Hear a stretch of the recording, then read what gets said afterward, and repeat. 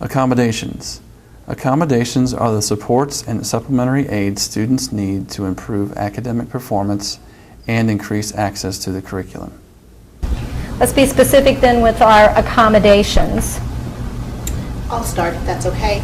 In my class in English, Chris, you and I work together to determine how much additional time you need. Now, this year it's been processing and planning additional time, and we've been saying an hour and a half for every hour of work. So we sometimes call that time and a half, but that just means if it's an hour's worth of work, that you might get an hour and a half to complete that same amount of work. Do you feel like that's still enough time and that would be sufficient continuing into the next year?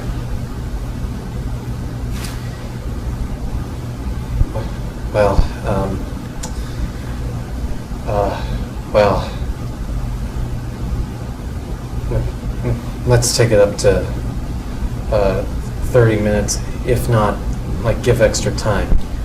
Okay, so maybe as the workload might increase in the coming year, that maybe that time needs to be stretched a little? Mm-hmm. Okay. I think so. So what do you think might be a good measure?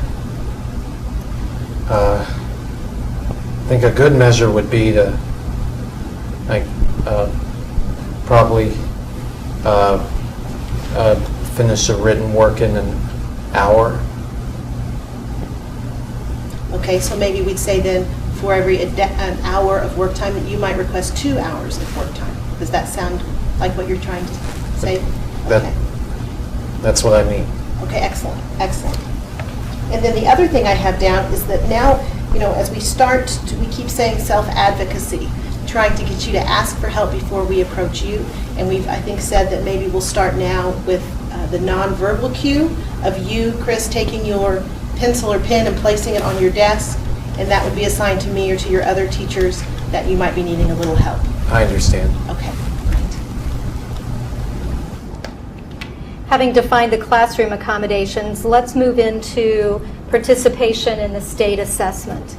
Chris will be taking a state assessment as it is required for students who are pursuing a diploma.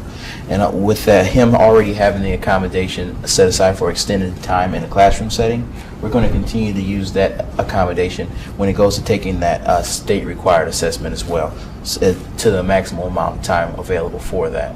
And we'll continue to monitor that as well to see if it's an effective way for him to have an accommodation for that assessment.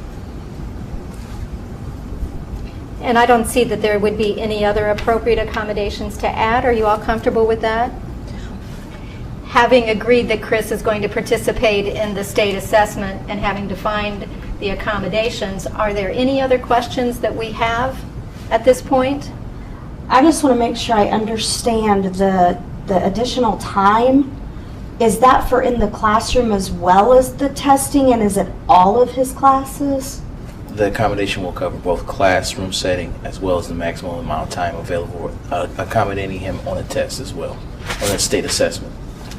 And Mrs. Brown, that's a good question, because we wouldn't be able to infuse an accommodation in the state assessment if that weren't a part of his classroom use. Okay. Okay?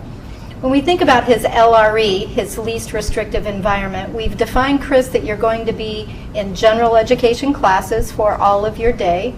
So that would be at least 80% or more in general education.